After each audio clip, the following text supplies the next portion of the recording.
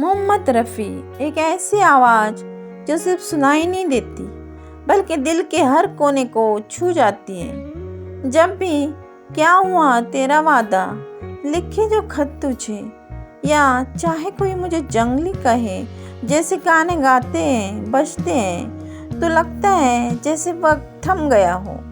पर क्या आप जानते हैं कि इतनी मधुर आवाज़ के पीछे स्ट्रगल, सैक्रिफाइस, इमोशनल पेन और कंट्रोवर्सीज का भी एक गहरा रिश्ता था।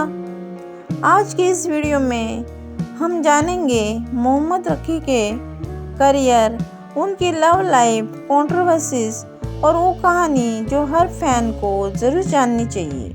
मोहम्मद रफ़ी का जन्म 24 दिसंबर 1924 को पंजाब के एक गांव कोटला सुल्तान सिंह में हुआ था। उनका असली नाम मोहम्मद हमीद अली था। वो 6 भाई बहन में दूसरे नंबर पर थे।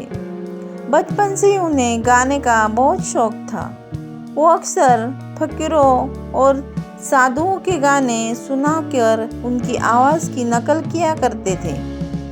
उनका परिवार बाद में लाहौर शिफ्ट हो गया, जहाँ रफ़ी ने अपनी स्कूलिंग के साथ साथ संगीत पर भी ध्यान देना शुरू कर दिया।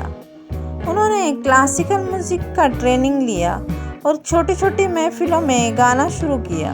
उनकी लाइफ का पहला गोल्डन चांस तब आया जब उन्हें ऑल इंडिया रेडियो लाहौर पर गाने का मौका मिला। ये वही जगह थी जहाँ से उनकी आवाज़ ने लोगों के दिलों में अपनी पहचान बनानी शुरू की। 1944 में मोहम्मद रफ़ी मुंबई आए। शुरुआत के दिनों में काम मिलना मुश्किल था, पैसों की तंगी थी, लेकिन हिम्मत कभी नहीं हारी। पहला बड़ा ब्रेक उन्हें फिल्म गाँव की गोरी जो 1944 में मिला।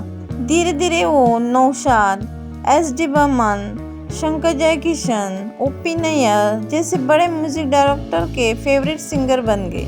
1950 से 1970 का समय रफ़ी साहब के नाम रहा। रोमांटिक सॉन्ग, सैड सॉन्ग, कव्वालीज, भजन, पेट्रियाटिक सॉन्ग, फन सॉन्ग, उनकी आवाज़ हर इमोशन में परफेक्ट फिट बैठती थी। कुछ सुपरहिट गाने जो थे जैसे कि पहाड़ों फूल बरसाओ, क्या हुआ तेरा वादा, लिखे जो खत तुझे, चाहे कोई मुझे जंगली कहे, मेरे महबूब कयामत होगी, ये देश है वीर जवानों का, तेरी प्यारी प्यारी सूरत को लोगों ने वॉइस ऑफ गॉड भी कहने लगे थे। मोहम्मद रफ़ी की ज़िंदगी सिर्फ सुर और संगीत की ही नहीं थी बल्कि इमोशन और सैक्रिफाइस से भी भरी थी। उनकी पहली शादी उनकी कजिन बशीरा बीवी से हुई थी, पर बाद में कुछ अनबन के बाद ये रिश्ता टूट गया। उसके बाद उन्होंने बिल्किस बानो से शादी की, जो उनकी ज़िंदगी की सबसे बड़ी सपोर्ट बनी। बिल्किस बानो ने हर मुश्किल वक्त में रफ़ी साहब का साथ दिया। उनके 6 बच्चे हुए। रफ़ी साहब एक बहुत ही सिंपल, जेंटल और फैमिली लविंग इंसान थे। वो काम के बाद तुरंत घर लौटना पसंद करते थे। उनकी लाइफ दुनिया के सामने ग्लैमरस थी, लेकिन असल में वो बहुत सादगी से जीते थे। मोहम्मद रफ़ी और लता मंगेशकर ने कई सुपर ड्यूट गाए।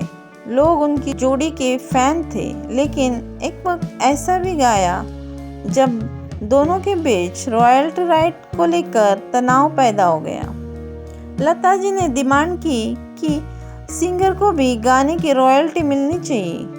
रफ़ी साहब का मानना था कि उन्होंने ऑलरेडी गाने के लिए पैसा दिया जाता है, इसलिए वो रॉयल्टी की डिमांड के खिलाफ थे।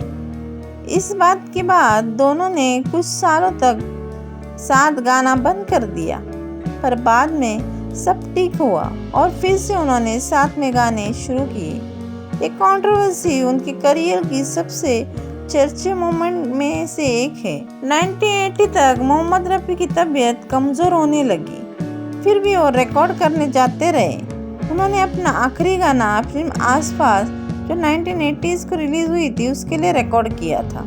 31 जुलाई 1980 को मोहम्मद रफ़ी का हार्ट अटैक से निधन हो गया।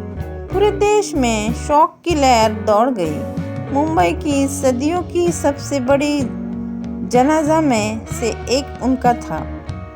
लाखों लोग उन्हें आखिरी सलाम देने आए। उस दिन सिर्फ एक इंसान नहीं गया, बल्कि हिंदी म्यूजिक की सबसे पूरे और हॉनेस्ट आवाज़ खामोश हो गई। चाहे कितने भी सिंगर आ जाए, पर मोहम्मद रफ़ी जैसा आवाज़ दोबारा नहीं आ सकता। उन्होंने 26,000 प्लस सॉन्ग गाए, 7 लैंग्वेज में, और हर जनरेशन में अपनी छाप छोड़ी। आज भी न्यू जनरेशन उनके सॉन्ग को रिमिक्स करती है, उसे सुनती है, रील्स बनाती है और उनके गाने जिंदा रखती है। रफ़ी साहब सिर्फ सिंगर नहीं थे, वो एक इमोशन थे।